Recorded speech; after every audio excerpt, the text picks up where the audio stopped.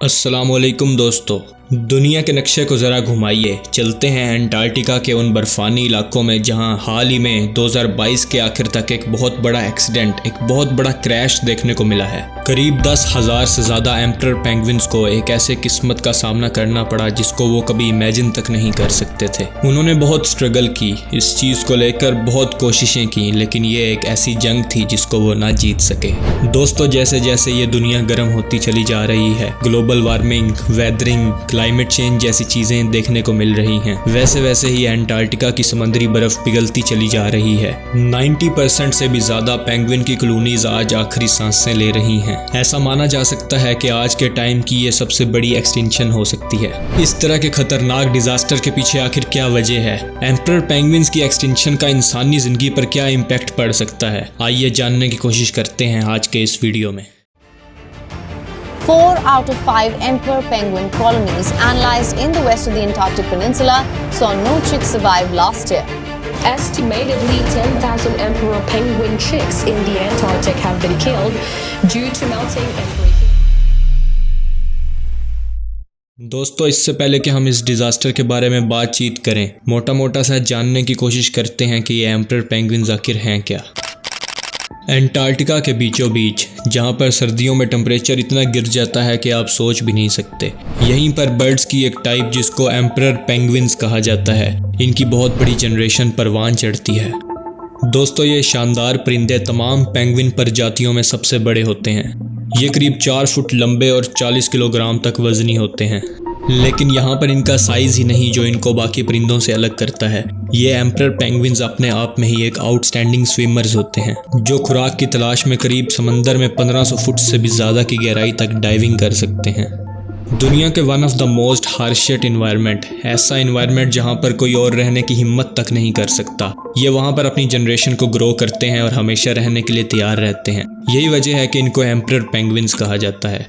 दोस्तों, अब हम समझने की कोशिश करते हैं इस डिज़ास्टर के बारे में, ऐसी आफत के बारे में जिसको पेंगुइन्स आज के दिन फेस कर रहे हैं और दिन ब दिन इनका डेथ रेट बढ़ता चला जा रहा है।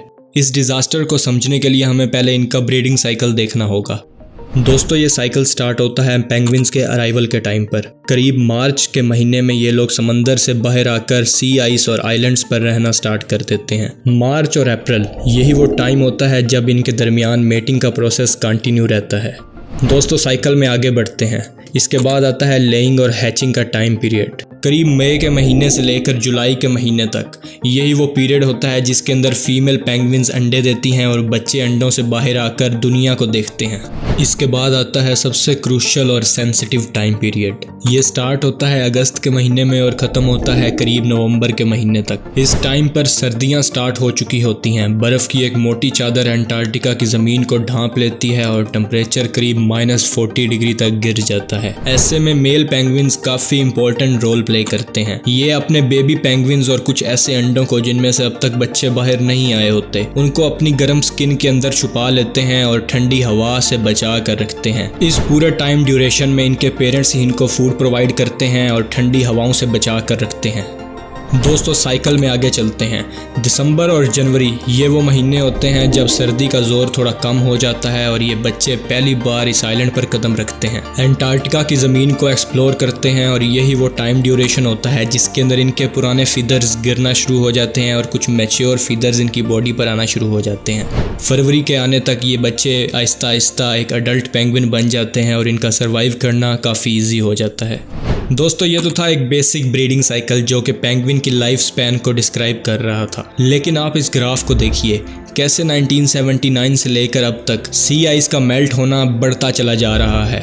दोस्तों, ये वही सी आइस है जिस पर मेल पेंगुइन्स अपने बेबी पेंगुइन्स को छुपाकर सर्दी से बचाकर ग्रो करने में हेल्प करते हैं।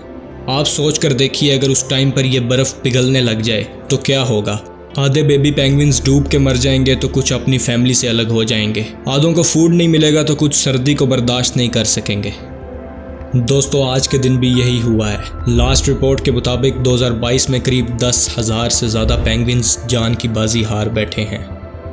इस सब के होने का इंसानी ज़िंदगी पर क्या इम्पैक्ट है और हम इसको बचाने के लिए आखिर क्या कर सकते हैं, आइए आपको बताता हूँ। दोस्तों यहाँ पर आपको जान के हैरानी होगी कि पेंगुइन्स को इंस्ट्रूमेंट के तौर पर यूज़ किया जाता है ओशन की हेल्थ चेक करने के लिए।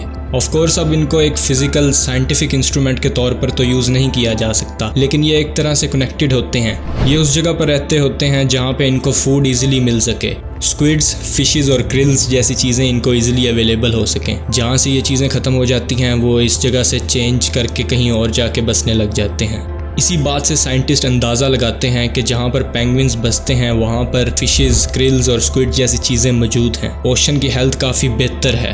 बायोडाइवर्सिटी में बेसिकली सब स्पीशीज़ एक दूसरे से कनेक्टेड होती हैं। इसको फूड चेन या फूड वेब कहा जाता है। यहाँ पे मैं आपको एक एग्जांपल दे के समझाता हूँ। देखें, अगर पेंगुइन्स इन स्क्विड, फिशेस और क्रिल्स को नहीं खाएंगे तो इनकी पॉपुलेशन बढ़ती चली जाएगी। ये इतनी ज़्यादा बढ़ जाएगी कि ओशन की लाइफ के लिए डेंजरस बन जाएगी। तो देखें, इसी तरह से बेनिफिशियल साबित होता है पेंगुइन्स का होना। दूसरी तरफ इनका जो डंग होता है, इनका एक्सक्रीटरी मटेरियल, उसको पेंगुइन गुएनो कहा जाता है। उसके अंदर नाइट्रोजन और फास्फोरस काफ़ी रिच क्वांटिटी में होते हैं। ये काफ़ी फ़ायदेमंद होते हैं इर्द गिर्द में पाए जाने वाले प्लांट्स के लिए, जैसे कि फाइटोप्लैंक्टन। दोस्तों, पूरी दुनिया में मौजूद ऑक्सीजन का करीब 60% पोर्शन इन्हीं फाइटोप्लैंक्टन के ज़रिए प्रोड्यूस होता है। तो एक तरह से ये इस बात से भी रिलेट करते हैं कि अगर पेंगुइन्स एक्सटिंक्ट होते हैं तो हमारा सांस लेना भी मुश्किल हो सकता है। और तो और ये काफ़ी खूबसूरत होते हैं। ये टूरिज़्म की एक मेन अट्रैक्शन बनते हैं। पूरी दुनिया में से कई सारे लोग साउथ अमेरिका और एंटार्क्टिका जैसी जगहों पर इनको देखने के लिए जाते हैं। इससे उनकी सराउंडिंग्स में पाए जाने वाले एरियाज़ की इकोनॉमी अच्छी खासी बूस्टअप होती है। तो अगर पेंगुइन्स एक्सटिंक्ट हो जाते हैं तो टूरिज़्म की एक बहुत बड़ी अट्रैक्शन ख़त्म हो जाएगी और जिन एरियाज़ की इकोनॉमी इस पर डिपेंड करती है ऑफ कोर्स वो भी डैमेज होंगे। दोस्तों, क्लाइमेट चेंज एक बहुत बड़ा थ्रेट है पेंगुइन्स की एक्सटिंक्शन के लिए। इसके अलावा कार्बन एमिशन जैसे प्रोजेक्ट जो इंसान ने बनाए हैं वो भी इस तरह की एक्सटिंक्शन में काफ़ी इंपॉर्टेंट रोल प्ले करते हैं। हाल ही में देखा गया है कि जापान में न्यूक्लियर प्लांट में यूज़ होने वाला वेस्ट वाटर पैसिफिक ओशन में रिलीज़ कर दिया गया है। जब इतना डेवलप्ड कंट्री इस बात की केयर नहीं करेगा तो बाकियों से क्या उम्मीद रखी जा सकती है। आखिर में दोस्तों, मैं आपको ये मैसेज देना चाहूँगा कि जितना हो सके इस अवेयरनेस को फैलाएं, इसको शेयर करें ताकि हम अपनी नेचर की हिफाजत कर सकें और हमारी आने वाली जनरेशन्स भी इन ब्यूटीफुल स्पीशीज़ को देख सकें। दोस्तों, वीडियो पसंद आई हो तो चैनल को ज़रूर सब्सक्राइब करें। मिलते हैं अगली वीडियो में, तब तक के लिए अल्लाह हाफिज़।